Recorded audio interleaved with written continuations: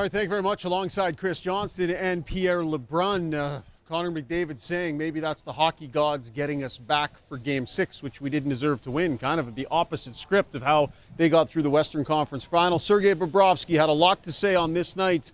CJ, he was fantastic, and the Oilers could not find a way to elevate enough pucks and get anything past him.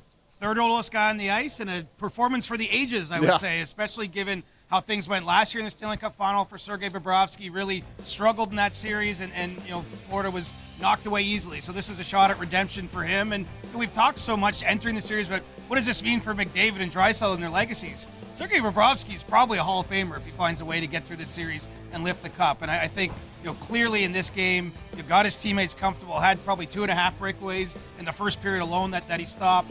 A number of dangerous chances throughout the night, and he's the main reason Florida finds that way to flip the script that you're mentioning and carve out a Game 1 victory. First time ever the Panthers, by the way, have led a Stanley Cup Final the two previous times. They never got ahead in the series. And I know within the Panthers organization internally, over the last couple of years, if there's one concern with Sergei Bobrovsky at times, it's been when he's played a number of games in a row and hasn't had enough rest and time to recover. Right. That's when they feel his game wears down.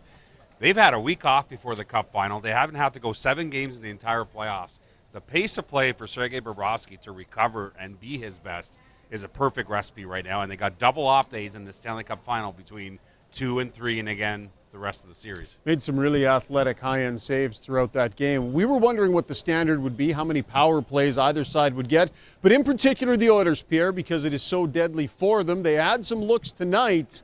Bobrovsky took away a lot of their best chances, but the power play overall had some pretty strong chances. Yeah, I wouldn't come away deflated if I was the Edmonton Oilers just because you went 0-4. Now, certainly if you would have told Edmonton before this game, and we talked about this so much, will they get 3 power play chances a game or 1, and how different that would be? Well, they did get their 3, and they did get their looks, but they come away with the donut, and a lot of that was Bobrovsky. But let's give the Panthers PK a bit of credit. They had a lot of pressure up top.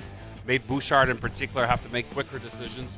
And, I think that affected the Oilers' power play at times. But still, I got a text from an NHL coach who said, if you're Florida, despite killing all 3 tonight, you do not want to take a single penalty the rest of the Stanley Cup Final. That's how confident he was that the Edmonton power play would connect here. Which one? Game 2. Whoa, I'm not. Read my piece in The Athletic. I'm just going to start asking you every time you say that. Well, look, and the Panthers' PK may be overlooked a little bit. It's been a strength of theirs through the playoffs, and they're so aggressive. And you just wonder, how will Edmonton adjust to that? Chris Knobloch had stood out to me after the game talking about how every system has pros and cons, and now we get into this thing, right? There's a chance to look over the video and make those kind of adjustments, and I think you'll see some of those tactically in Game 2.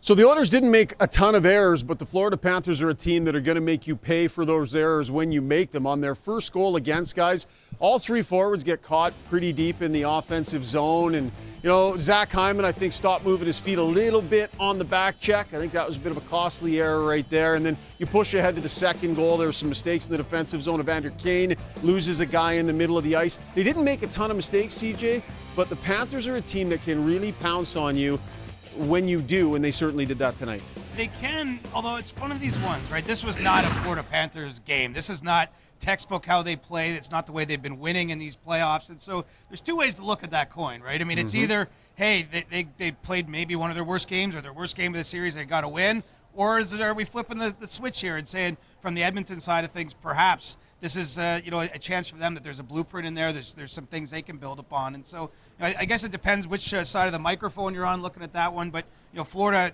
being in their dressing room after the game, they were pretty pumped up as you would expect after that game, because they really feel like they're going to get much better as this goes along. First time in these playoffs that the Edmonton Oilers found themselves shut out in a game. We'll see how their offense bounces back in game number 2.